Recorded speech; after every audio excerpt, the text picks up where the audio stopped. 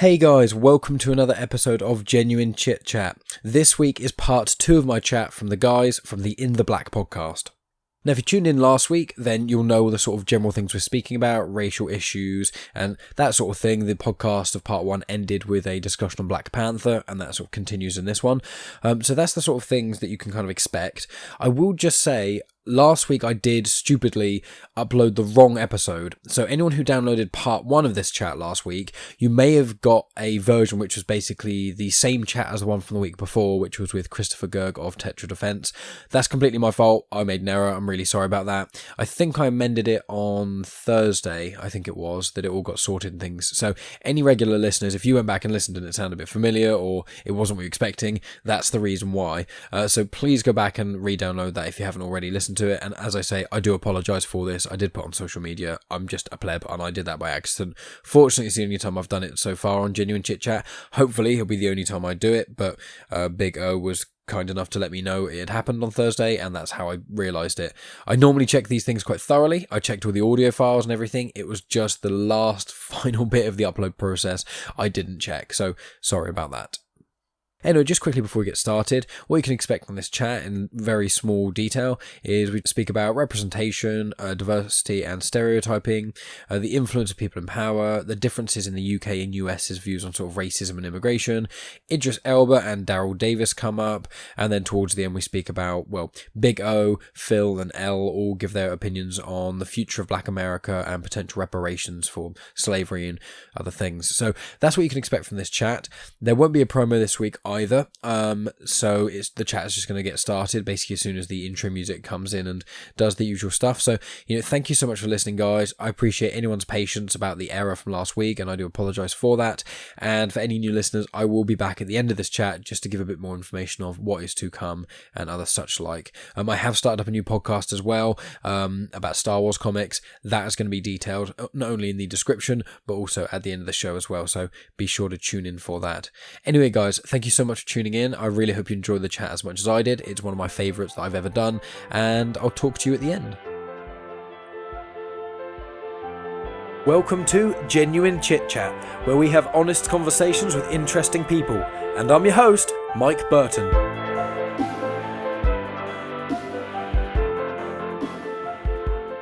I think the change for me, though, that really gravitated me towards the other side of seeing the importance of it was Black Panther. I was a fan of Black Panther in the comic long before when Reginald Hudlin was doing it. I thought it was the greatest thing ever. Priest was dope too. When I saw them. Yeah, Priest was okay. I like Priestess. But Christopher Priest for people who don't know, you're right. We're speaking blurred. But when Black Panther came out, that changed my perspective. And it only changed my perspective purely from the standpoint of giving little black kids something to see in the Afrofuturism perspective. Yeah. It was major for me, for my daughter to be able to see Shuri, who she still follows and still thinks is the greatest thing. That right there, that representation meant a whole lot. So it began to change my perspective. But I still cringe every now and then when I see, the super Negro, the black Negro sidekick in a movie. The shit irritates me sometimes. So I still struggle with it. I was just going to say with my perspective on with Black Panther is when people, I'm a massive nerd. I've seen all the Marvel movies and obviously Star Wars tattoos, so full on. It's with Black Panther, one of the things when people ask me sort of what my opinion is of it and as a film, one thing that I say to them is that my issue with Black Panther is just the very end. I find is not like the final bout when there's the CGI fighting that lets the film down to a degree, but I find that the social commentary is so far beyond anything Marvel has released. I know that it's not solely from that film. I know that sort of Wakanda and things is from the comics, but I feel like one of the things that I found that film I liked so much about it was that the standard, it flipped it on its head. Obviously, that's the point. It's Africa in general is seen as one of the sort of poorest continents, essentially. Sure. And obviously the individual sort of countries within that same sort of opinion. With Black Panther, what it did is it said, no, we've got technology beyond white people. We've got wealth beyond. We've got happiness beyond. We've got all these things, and we don't need you. And in the film, it's showing if you know, the whole brilliance of the villain, with Michael B. Jordan, is his character is, apart from probably Thanos, I'd say is the best villain in Marvel, because he is. I was rooting for him. I was like, you are right. You are actually correct. You are like, yes. And it's Mike, like, they're going to take away your white person card. You better watch yourself. Good grief. So, and you know what I mean? And it's like, that's the problem, is that that's the best thing about that film is that the social commentary is so powerful, but it's upsetting that it took them till, I think that's phase 3. Yeah, before they finally put it in. And it's always, in my opinion, when it comes to representation, and obviously I'm nowhere near as informed on this sort of matter as any of you guys. We won't hold that against you, Mike. Just go ahead. Weird inviting you to the cookout, though. Oh, yeah, I definitely want that. No. So what I feel about it is, I find that with a lot of the representation, in accordance with everything you guys have said, it seems to be a lot of the time, it gets, you know, Black Panther gets released, and it's like, oh, amazing, fantastic, skin, like sort of skin level, skin deep, that's perfect, amazing, you know, everyone's happy in air quotes. But then you look further into it, and then you start seeing the cracks, in a sense. You go, well, why is it taking them this long to release this? Why is it only in phase 3 and not one of the earlier phases if it's this important? Why is it that this is, apart from, I think, Blade, to my knowledge, one of the only major superheroes that are black on the big screen? And also what I find is, what happens quite a lot is, you have a black character, superhero, whatever, and their identity is solely the fact that they're black. And there's some of the time, I don't think this is the case with Black Panther, and I don't think this is the case with Blade either, but there are certain characters or certain representations that seem to be like, hey, look, we've got a black person, they're in the forefront. By the way, we are going to consistently, and all of their entire personality is solely going to be on the basis of black. I don't know. See, that's the caveat with this diversity push. It makes everyone. It seems like everyone's in a marathon to be the first. Everyone's to be the pioneer, because there obviously benefits of being the pioneer, right? Right. Not really. Not really. That's a lie. But yeah, that's the biggest caveat to all this push for diversity, is that everyone's racing to the finish because they'll get the most money, they'll get the most respect, they'll be seen as the least racist. So if you're seen as the least racist, the more diverse people come to your show. And I mean, granted, I guess our bottom line can't be escaped here, you know, but there has to be some level of sincerity, but it does start to break apart when we only see these instances rather infrequently, or only in certain very specific strains. You know what I mean? I mean, granted, Marvel is starting to open the floodgates quite a bit. With the Pakistani American female coming, a Latina gay woman is coming soon, things of that nature. But at the same time, it shouldn't feel like a marathon, like a sprint to the finish. That we have to be first. That we have to be the one. That we have to be the one to show you how to do it. You know, I think it's because we battle with these stereotypes, and just to bring it down just a bit, I think in the United States, and you guys correct me if I'm wrong, that there is this off thought or back thought that people with English accents are like, they have to be cultured, they have to be smart. And I bet you the reverse is the same, or the reverse is the case in the UK. When you hear an American accent, you're like, okay, yeah, this is one of those type of folks or whatever, right? I want to make sure that I'm clear. Men with English accents are gross. Women with English accents, Jesus Christ. Women with English accents makes my teeth sweat. Oh my God, I love every single bit. Now that you're going to edit that part out. My wife is going to listen to this. I ain't saying shit. I don't know what but I was just battling through those stereotypes that we have to be able to say, okay, well, it's not just about that. As much as my blackness or my Asianness or whatever you want to call it is prominent, or I guess is a benefit to me, it's not solely who I am. And we want you to be able, if you're going to tell the story of us or allow us to be in the story, tell our full story. Don't hamper it or whitewash it or milk it down just because it makes you feel a little bit uncomfortable. Yeah, it is one of those things, and it happens. Obviously, this conversation is more centered around blackness, but it happens a lot. I find with any minority, anyone who isn't a straight white male, for so long, it's always that way, because it was like when you get, say, a homosexual individual, say a gay man on screen, for so long, it wasn't just, hey, this person just happens to be gay, but they're a person. They are camp, they are flailing their wrists about, they couldn't be more obviously gay, and that's it. That's the only representation. And that sort of thing seems to happen quite a lot, just across the board of these things. Let me ask you, why do you think that is then, Mike? Yeah, go ahead. Why do you think that is? I think the reason is because it's disingenuous. I think it's because people don't actually want, a lot of the sort of the people at the top, they don't want to actually show representation, because in brutal honesty, they don't give a shit. They don't at all. Because, what they really want to do is, as you guys have said, fill their pockets. Well, with Black Panther, due to the sort of cultural impact of it and the importance, it obviously made, I think, like over $1 billion. So now, Disney/Marvel are going like, they were like, oh, let's let them have this one, see how it goes. Let's just be careful with it.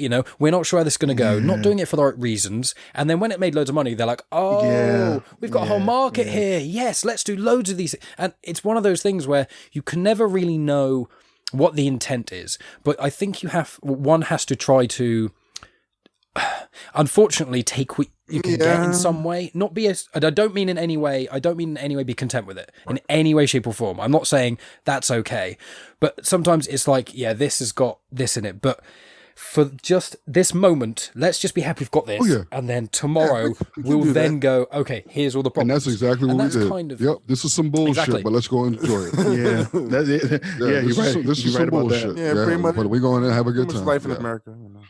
Yeah, that's a little Black person America. Yeah. Oh, this is some bullshit. Let's do it. One thing I was thinking, this is just a random thought, and I hope it doesn't offend any of you guys, but I just wrote it down because it came out of nowhere, and I think it's, especially in America, the only thing that white people are more scared of than black people is being called racist. And, do you know what I mean? I just thought of that, and I was just like, I'm not saying it's necessarily true, but it just seems to be that way in my either they're racist or they're terrified to some degree of being called racist to such a huge degree they kind of become racist by. No, you know what? I have to disagree, because every damn Halloween, a bunch of white folks act like they don't care if they lose their jobs, their homes, their families because of blackface. And so I'm like, I'm not sure if. But not only that, with the elevation of Trump to office really has emboldened, and I hate that. I don't think he birthed a bunch of races. I don't think, he created a bunch of races. I think he gave a bunch of white races some get up and go, enabled them type of shit, some energy. He definitely enabled them. So I don't think white people care about being called racist anymore, Mike.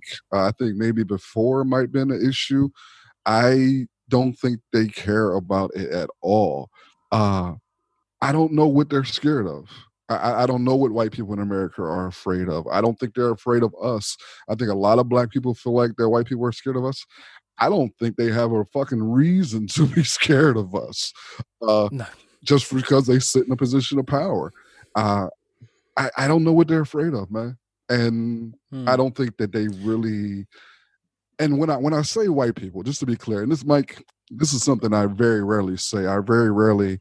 He's lying. He says it all the time. I never say I'm not a racist. All the damn time. Or I don't like white people. I never make those type of caveats, those type of disclaimers. But since I'm speaking to a different audience, I want to be clear. When I speak about white people and whiteness, I'm speaking very general, because this has been the universal feeling of most of us in Black America, that we don't know what you guys are afraid of here in the States.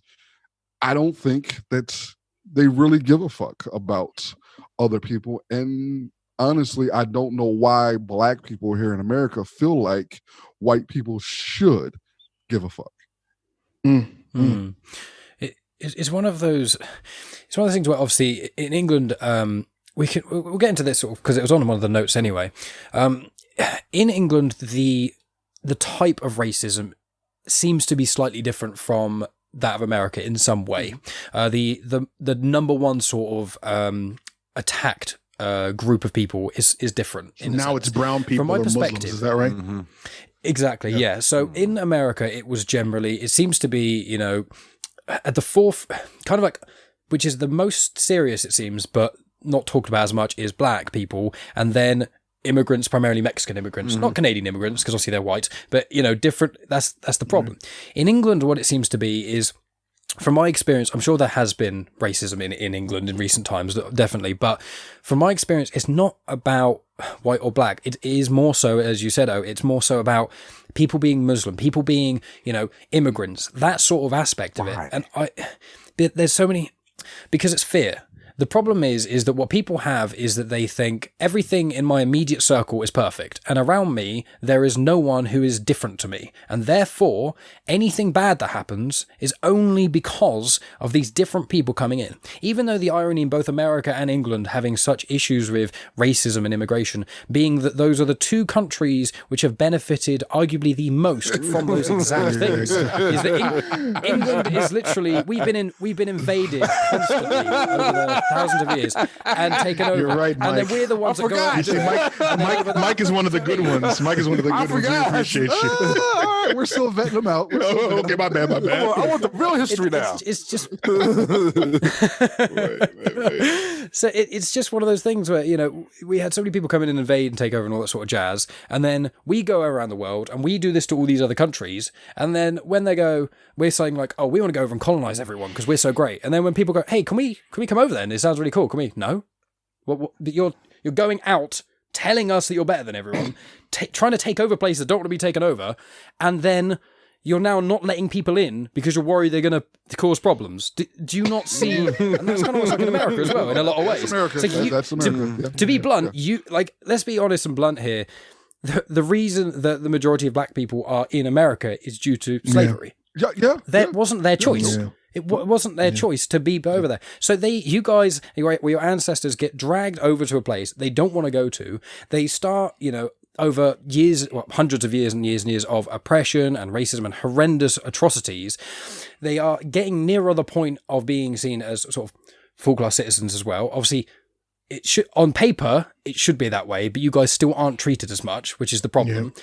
And yet, you guys never wanted to be there, but then you're there trying to make it work, trying to, live your lives and trying to make money, the capitalist American dream, yet you're still somehow, you can't win. Yeah. And it's the same over here with immigrants. If an immigrant comes over here and works hard, they're stealing our jobs. But if they come over here and they don't work hard, then you're living off the dole. Welfare. Yeah. And if they don't come over here at all, then we're like, we don't want to be. But what's funny is that it's such a, at least from what distinction like that.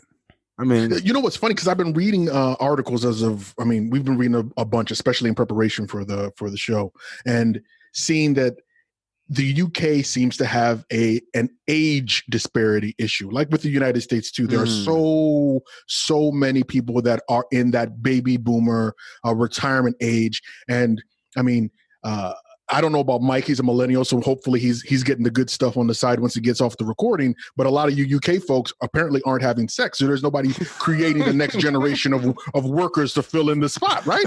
So I think that's like amazing. So it's like, okay, you have all these old folks. They're going into retirement. They're going to be dead maybe within the next 15 to 20 years. But at the same time, you don't want immigrants to come over. And in the third place, you're not doing what you need to do to replenish the population so that you don't have to rely on immigrants coming over to be part of your workforce. Like, it really kind of blows my mind. And you see that here in the United States as well. It's like, okay, well, we don't want to give you the proper due to allow you to advance in society, but then at the same time we have all these baby boomers and there's no one coming behind them to fill in these spots and do what they need to do. And ultimately at the end of the day, you're still told, and probably the same thing happens in the UK, that you're part of the tapestry that makes up the country. Anytime they want to talk about nationalism, and I don't mean that in a negative way, talking about cultural nationalism, they incorporate everyone, whether you're Muslim, whether you're Indian, whether you're Jamaican, whether you're Nigerian, regardless of what it is. And then when it comes time to vote and decide on policies, then it's like, okay, well, now we got to take a step back and look at really who's really British or who's really American in those conversations. I was watching something not too long ago. I don't know if they still show it on British TV. I saw this a while back, but it's called The Event. Okay. And they happen to have one of my favorite white people on the show, Jane Elliott, who is the creator of the blue-eyed, green-eyed test. Basically a test that she put after the death or the assassination of Martin Luther King to describe to her all-white class why there are differences or why the society sees that there's differences and discrimination between black people and white people. But she just used blue eyes and green eyes to do that. So she brought that same premise to the UK, and she did a TV show called The Event. And the premise or the title of that particular episode was called How Racist Are You? And it went through the processes of allowing black people, Indian people, Jamaicans, whatever the case is, to talk about their fears and understanding and experiences about racism. Yeah. And it was mind-blowing to me as someone who's an American looking at from the outside in, that there are a lot of racist white people everywhere. Like you should have, the number of people that stood up and combated these experiences, these lived experiences as less than, blew my mind. And I always had the opinion that, like I said, you British people with your English accents, you got to be cultured. You guys got to be better than us over here. Like I thought you guys knew better. I mean, there is a general perception of that there is no perception of racial disparity in your country. It's in.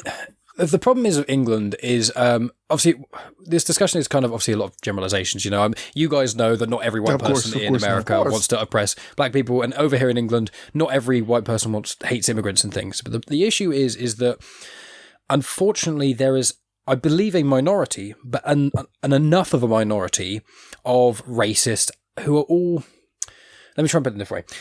There's people who are racist who are actively against minorities. There are people who are basically, in a sense, kind of neutral. They're not against them, but they're not actually really going to do anything for them. They're just going to leave it. And then there's the people who are willing to stand up and fight for the right things. Yeah. The problem is, I think, is that there's a high amount of people in the middle. Then there's a small amount of people who are sort of for minorities and a small amount of people who are against minorities. But the problem is the people who are against it are so much louder and so much more active than they are the people in the middle or the people who are actually wanting the betterment for people. So what ends up happening is that when you have things like, I think you guys want me to bring up Brexit to some degree. Brexit, we joined the European Union several decades ago, I think the 60s or something along those lines, and everything has been fine, seemingly, and any issues caused is not because of Brexit. And then one of the politicians basically in their party, they were all fighting about trying to leave the EU, and then that person was Prime Minister, David Cameron, and he was like, you know what, fine, let's have a vote on it, let's let the public vote. And then spread of misinformation on both sides, to be fair, and then eventually Brexit happened, and it was an incredibly slim majority of wanting to leave. Then for years and years, everyone was kind of still fighting again and that sort of thing, and now we are officially leaving. Now, the issue is that people seem to bring up things that have never been brought up before, which seem to have never bothered them before, but now suddenly it's this huge issue. So they've never had an issue with being in the EU. We've never really had an issue with immigrants. And in fact, the statistics that I've looked at have shown that immigrants actually cause a net profit to our economy, because the majority of people who are working in the NHS, which is our National Health Service, majority of the nurses and doctors are people from other countries and things. So they're people who generally also are not white. One of the sort of standard in England is you often get an Indian doctor. No one complains about that. That's not a problem. No one should really give a shit. But it seems to be, all of a sudden, once Brexit was in everyone's minds, all these people who were seemingly never had a political opinion before are so angry about an issue which is not caused by immigrants, but blame immigrants and will force everything on them. And it's this weird, it's not quite cognitive dissonance, but it's just like you sat around being fine, and then someone kind of runs in your house and says, quick, the immigrants, they're going to destroy everything. And you go, okay, quick, let's go, let's get them. And then not think about anything, not look at any research, not even think as a human being, okay, surely if there are people coming over to our country, there is a reason for that. Why is that? Well, we have a national healthcare service. We have a lot of job opportunities. We have, quite liberal government generally, for, gay marriage and that sort of thing. And you're thinking, okay, well, these people want to come over here to make their lives better. And they generally do make the country better from what the statistics show. But instead, they come over here wanting a better life for themselves, wanting to work. The statistics show the majority of people who are unemployed and claiming benefits are, unsurprisingly, white English people. And even so, it's all these things where somehow what keeps on happening is that, well, I know why the reason is because white people seem to, are in power, make a lot of the laws, and the majority of politicians are. So it's very easy to scapegoat and to say, look, that person looks different to you, therefore they are the problem. It's not us, it's them. And then it snowballs from there, and it just becomes this gigantic issue of immigration and all these things, rather than, hey, shouldn't it be the corporations at the top who are getting out tax loopholes? The statistics show that benefit fraud and things is an incredibly small detriment to the British economy. What is a massive detriment to the British economy is the amount of companies such as Amazon and Google and things who operate in here but do not pay any tax. And you guys have that issue as well. We do have that issue. Is there a connection? The connection is messaging. You look at people like David Cameron and Boris Johnson that are over there doing the messaging. That's why they believe propaganda at its finest. Yeah. Like who is gaslighting all this? Yeah, well, white people up in power is normally the problem is that the majority of people in power in the Western world seem to be old white dudes who got into power in probably dodgy means, and then they're in power, and then they control all the money and all the laws. Mike, you got to be very careful. I want to make listen. I love your show, and I love how you are so honest. But you are going to be an old white dude one day. You don't want to burn any bridges before you get to the God damn! I am going to be an old white dude. That's fine. I'm okay with that.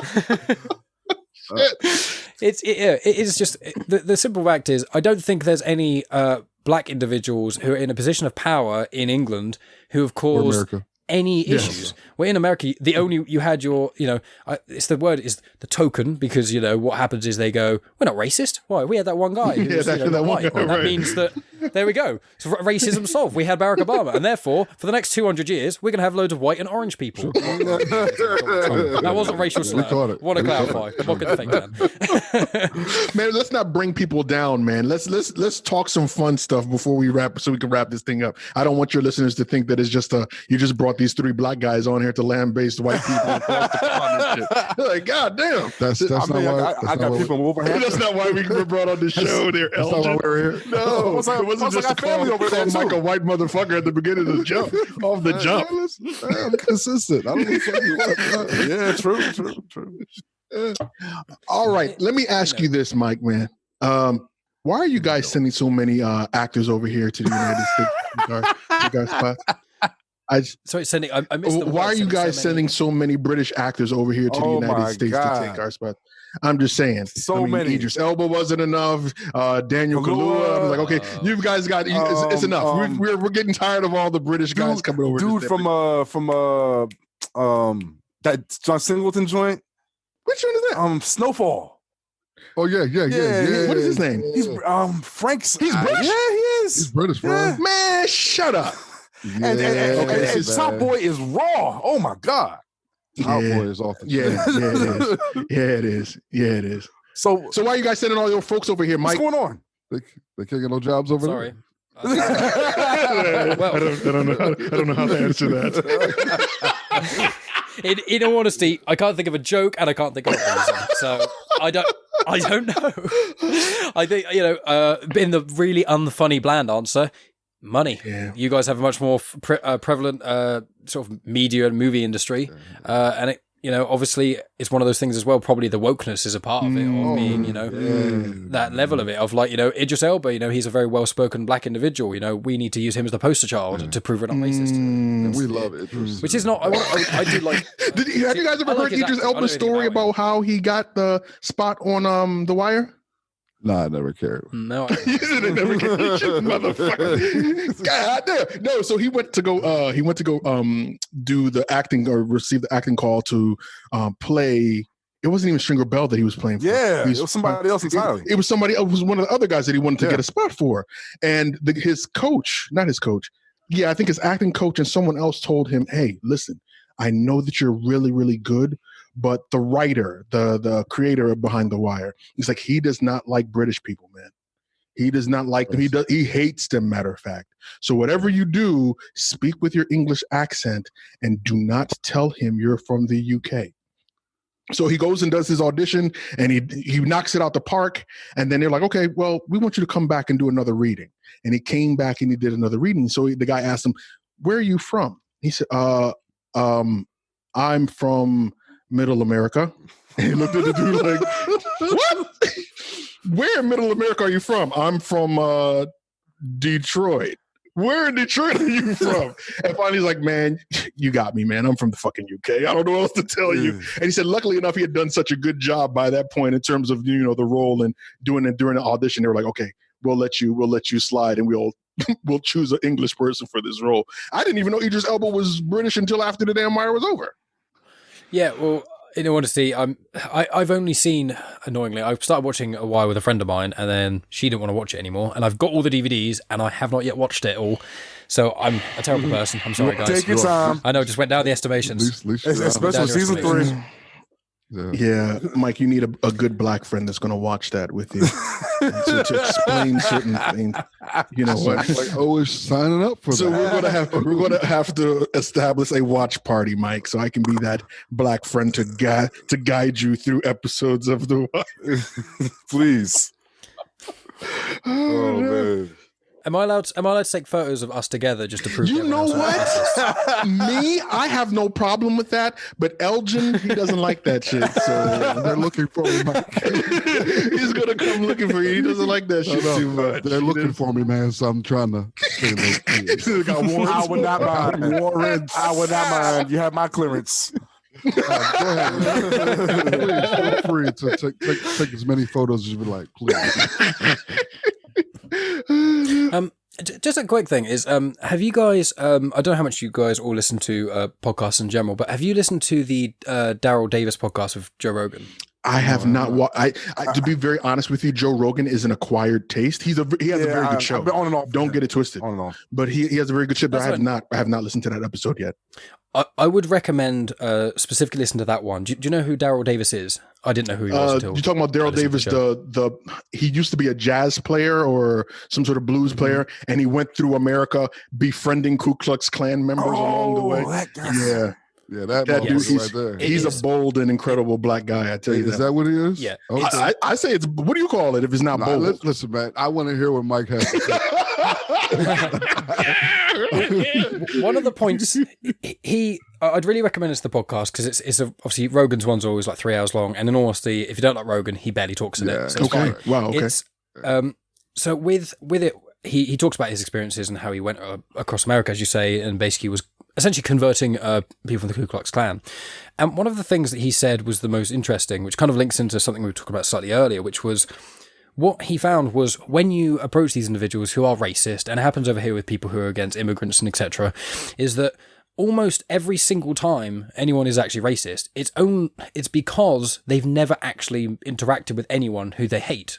They've never had a normal interaction. Sure. And then they get involved in these groups and that their parents are in it or whoever. And then you walk down the street shouting racial slurs. Obviously, people who you are offending will react negatively towards you. And then it reinforces that whole, oh yeah, well, they're definitely terrible. Because you know what I mean? And so what Daryl Davis was saying is that whenever they said these things, because they talk about, he asked one of the leaders of the KKK, like, why do you believe you're better than us? And then he used all these stupid explanations to make sense. I think he quoted, the lamb must not lay with the wolf in the Bible, and apparently that's to do with black and whites, which obviously is ridiculous, but that's the kind of dissonance they do where they force anything to fit their own narrative. And what you're saying is he just hung out with these people and just acted normally. If they brought up like racist shit, he would argue with them, but not in a horrible way. He would just say his point of view. And he said just slowly over time, pretty much all of them that he interacted with would just leave. So I think that the issue is here, and it's current in so many places, is that what people love to do is they hate things that they don't know about. And then that hate pushes the thing they don't know about even further away. And it becomes this cycle of just never wanting to learn. And I think it comes from that deep core thing which happens with a lot of individuals, and I find that, in my opinion, it happens with men more, is the inability to admit when one is wrong. And the problem is that once someone's made their mind up and they've had this one thought which has had no basis, they are so attached to their own ego and the lack of being able to say, look, I am sorry, I was ill-informed, I'm willing to go ahead. They will just double down and they will just put their hands in and say, no, I'm sticking to this, even though none of it makes any sense. And I think that is one of the things that causes some of the most major problems in the world in general, but also more specifically with what we've been talking about immigration, and that is basically hand in hand with racism. It's, I don't know those people, I don't want to know them, and I've made this random, pointless, stupid sort of thought about them, and regardless of any evidence I'm shown, I'm never going to change it. And it just goes from there. Yeah, I think you're right. And the unfortunate part is that that type of mentality leads to indoctrination, because you pass that type of mentality down to other folks, and it becomes a cycle. And you got to be in a special place to be able to break that cycle. I'll be very honest with you, man. True. Yeah. I mean, it's a terrible thing. But do you guys have interest? I know we're going to be wrapping up in a moment, but are you optimistic for the future? No. And I don't mean the next couple of years. I mean long term. Thank you, Al. Appreciate that. I like the honesty. But just in general, like, I wanted all three of you on for a good balanced perspective, so it's good. But like, you know, there is that level of woke culture and the sort of over political correctness in a sense of not actually doing it for the right reasons and just doing it to show off to people that you're, you know, woke. But do you guys think that eventually, I mean, I'll quickly say my thought is that I think eventually it'll get to a point where they won't have a choice, because there's that idea that because of the race essentially mixing, in theory, eventually everyone's just going to basically be like a middle ground color. Is that what we're going to have to wait for before everyone can stop fighting over stupid shit and we can fight over other stupid shit like, you know, money, oil, and that sort of stuff? Do you know what I mean? I'm going to tell you, I'm not optimistic. I don't think I'm ever going to see it in my lifetime. And I have a really deep doubt that my children will see it in their lifetime, because I don't think it's something that white people want to take place. I think if it did happen, it would only be a sort of dying out process that you mentioned. I think because what we see, Mike, unfortunately, is we have this idea that racism is purely about a hatred of skin color. And that's a small component of it. Racism is so much more than the hatred of skin color. It's a combination of skin color, superiority, and power. Those would be the recipe for what a racist is, because in there is that power dynamic, the privilege that comes with whiteness. I think that's the part that white people have a most difficult time giving up, and that's probably their deepest fear, is getting rid and losing that whiteness, that power, that privilege. I have a strong doubt of that, man. I don't see, I never see a time in history where people who are in power willingly give up their power to the people that they made power off of in order to create equality. I can't think of a time in history that's taken place, and I don't think it's going to happen. Yeah, no doubt. Phil, why don't you go ahead next, man? Well, I mean, I'll have to say that, you know, I can't be optimistic for the immediate future, but I'd like to think that, you know, my niece and nephew's generation, you know, along with, you know, the advances in technology, the certain level of rebellion you can have with that, you know, what a gifted black child can do without school can be just as powerful as what they can do in school. I'd like to think that we will find true financial empowerment through, unfortunately, probably the same capitalistic methods we've been growing up off of, and we'll probably master them in terrible ways, but we'll do it for the benefit of the people. It's going to hurt, but and my old ass probably won't like it, but that's what I think could happen. Yeah. For me, I'm pretty much indifferent to it. I used to be optimistic in that sense and think that, you know, it's right around the corner, that this whole racism thing is going to break apart like a delicate china doll, and then we'll have this, you know, kumbaya moment amongst ourselves. But the older I get in age, the more I see that we are, I don't want to sound pessimistic, but the further we are from getting to that point. Like I said, I'm indifferent at this stage in my life. Ella and I were in the service. I think we've always been taught, especially as servicemen, that you wish for the best, but you prepare for the worst. Prepare for the worst. And that's what I do with myself, with my family, with my children, is not that I don't want to lead them in a sense that they automatically become or see themselves as victims of this whole scenario, but they are prepared and have the tools necessary to be able to combat it and to overcome it, because there's no choice. It's going to be there regardless if they want it or not. And just to make sure that they're coming out better for it at the end run. It's a rough battle. Yeah, it is. Yeah. And it's the time that you said there, you know, sort of hoping for the best, but preparing for the worst. I mean, I think I've said not to do with this subject matter, but I've said that general thing, I think on this podcast about life in general. It's one of the best ways to be is trying to be optimistic and hoping the optimism will pay off, but knowing that humans are really, really shit to each other a lot of the time and having to deal with that. May I ask one final question before we sort of... this is one which, in all honesty, I've never asked a black individual this question, and I've heard it discussed a bit before, and sorry if it's too much of a big question, but... Be careful. Elgin has just gotten his passport, so he might come and pay you a visit. He's willing to come and pay you a visit, so be careful with the question. That's right. I'll put an embargo on his ass. Go ahead, Mike. It's essentially the idea, essentially reparations. Do you guys think that maybe too much of a big question? I will say I didn't write it down or anything like that. I only just thought of it. But do you think? Because I don't have an opinion on it in the sense of I've thought about it, but I have no, to brutally honest and literally, I have no skin in the game of this. True. So do you think that it would actually be of benefit in some way, or do you think it is more seen as if they actually did do it, which it doesn't seem like they're going to, but if they did do that, it would be more of a publicity stunt than actually anything helpful, and it would actually cause more detriment because it would support some of the bad things that sort of racists are thinking. You know what I mean? So I see what you're saying. I want to know your opinions on that. I see what you're saying. Go ahead, El, because I know you got a lot to say about reparations. Oh, God. Make it quick though. Mike's got to go to bed. That's okay. Just messing with you, man. Honestly, I don't think it's going to happen. Do black people, descendants of slaves in America, have a need for it? Are they due or owed reparations? Absolutely. But what is going to take place, I believe, is there won't be a cutting of the check.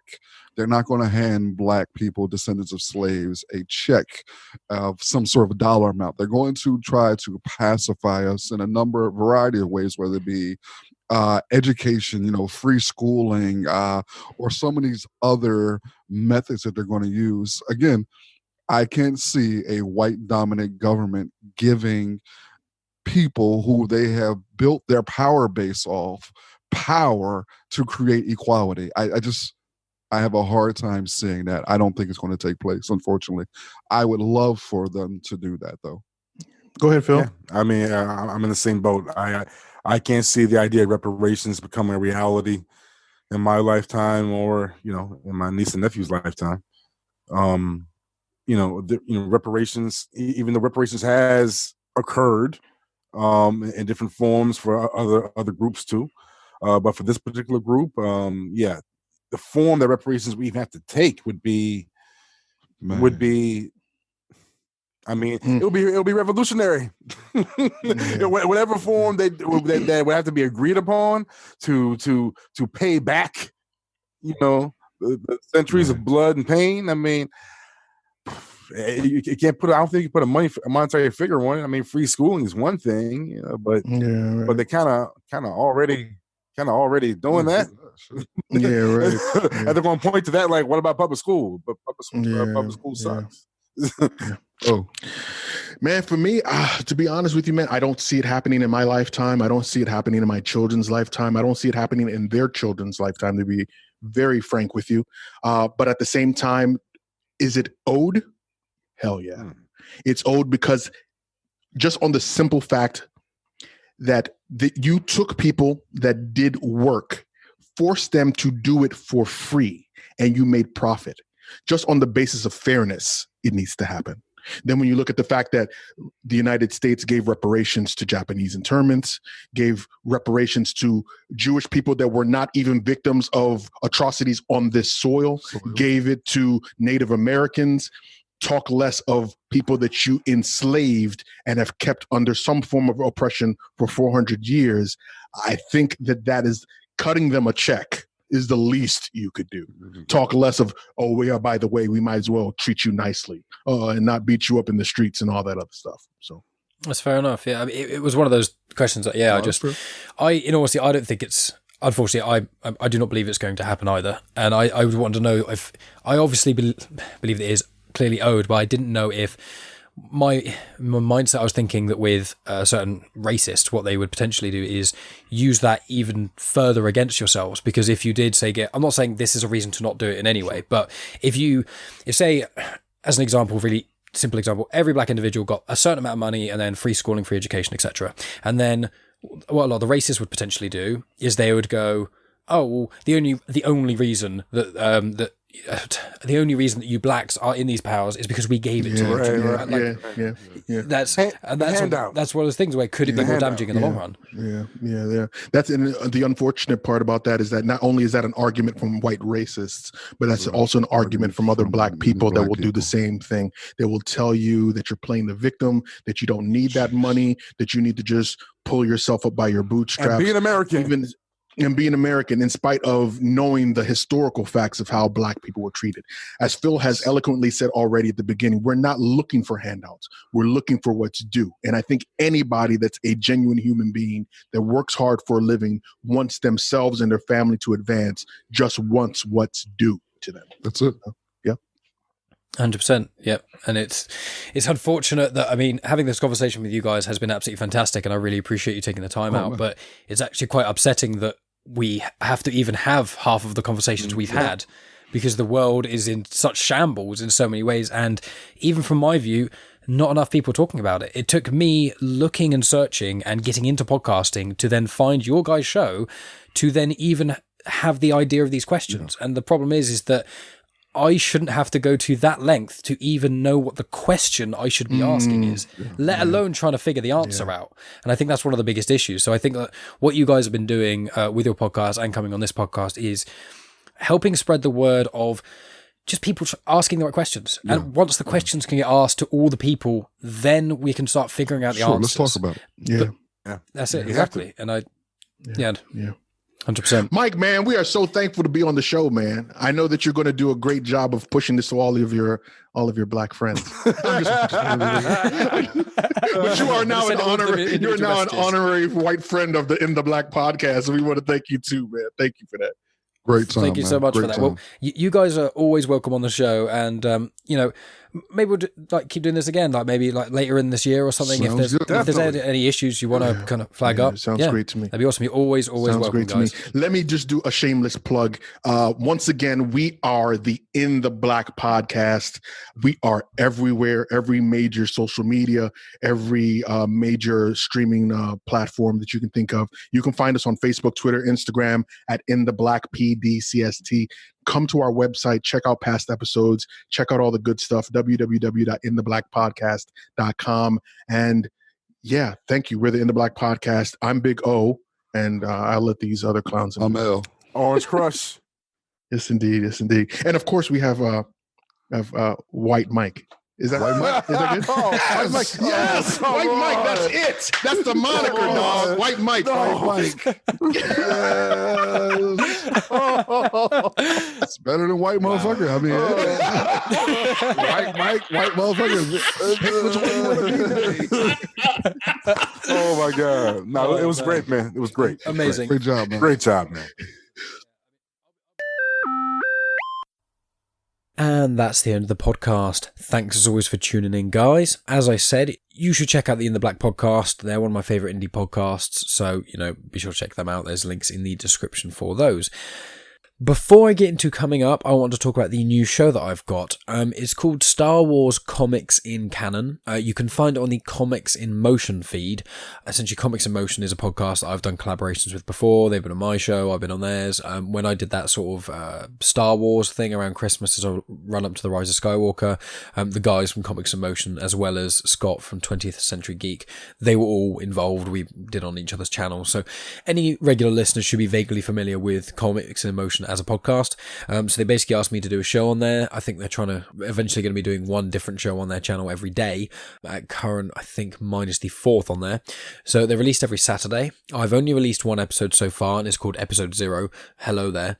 And it's basically me just underlying what you can expect from the show. I will be releasing that episode on this feed at some point, I think, in the next week. I may do it instead of releasing an episode on this coming Sunday, because it is about half an hour long. Plus, I'll have an intro and an outro to it potentially. potentially or something. But essentially, it's me talking about Star Wars comics. Episode 0 is me giving information on the difference between canon and legends, the timeline of the Skywalker saga, a little bit of detail about the High Republic because they're coming out, what sort of comics and things I'll be covering, which is relatively all of them, and I'll be talking about the books and stuff like that a little bit and tying it in with other works for Star Wars and adding in trivia and that sort of things. So, and each episode isn't going to be about one comic. Each episode's generally going to be about either an event or a character or a recommendation. So there'll probably be one about Kylo Ren, which will be about the Rise of Kylo Ren comics, but also other comics he's been involved in, as well as other stuff. There's going to be there's quite a few comics that came out before The Force Awakens, so I'll do one episode which is going to be about all the ones about The Force Awakens, essentially what are good to read to assist with the watching of that. So that's the kind of thing you can expect from that. As I said, it is on the Comics in Motion podcast feed. I've included a link to their Acast site in the description, but if you type in Comics in Motion anywhere that you listen to Genuine Chit Chat, it will come up. And as I said, it's called Star Wars Comics in Canon. Episode 0 is currently out, and I should be releasing the same episode on here anyway soon, but future episodes I likely won't be releasing on Genuine Chit Chat. It will just be on the Comics Emotions feed. Anyway, just a quick brief on what's coming up. I've got episodes recorded with Frank Burton, who is of the Ragbag podcast. He's been on the show twice before. He's got a new book out, so we speak about that. And I also have Goff of Beer Nuts Productions on. That's going to be 2 separate episodes, each of an hour long, which are both really, really good in different ways. So they're basically the next 4 that I've got recorded. Obviously, I mentioned I may be releasing the Star Wars Comics in Canon episode this coming sort of next Sunday, instead of a full episode, which I may do. I haven't fully decided. Then also I've got a recording with my mate Reese tomorrow. I don't know how long it's going to be or what really it's going to be about, except maybe a bit of meditation because he's got some interesting opinions on that. So he's been on the show a few times before. He was actually the person who did the first ever episode of Genuine Chit Chat with me, and he's been in a few more since then. So that's what you can kind of expect from the coming weeks. As I said, please go and check out that Star Wars podcast I've done over at Comics in Motion, and please check out Comics in Motion and the other shows on there as well. I think it's Mandatory, Marvel and DC, and Indie Comics Spotlight. Indie Comics Spotlight is actually done by Tony Farina, who's also been on the show before as well. So, it's all very incestuous in that sort of sense. We're all interconnected in the podcasting realms, so be sure to check out that. I really appreciate anyone checking out the show. Leaving reviews on iTunes and all that sort of stuff is really appreciated, and sharing on social media is really appreciated too, because I don't spend money on ads or anything like that. I rely on word of mouth and that sort of thing. So yeah, that's about it from me, guys. Thank you so much for listening as always, and I'll talk to you next week.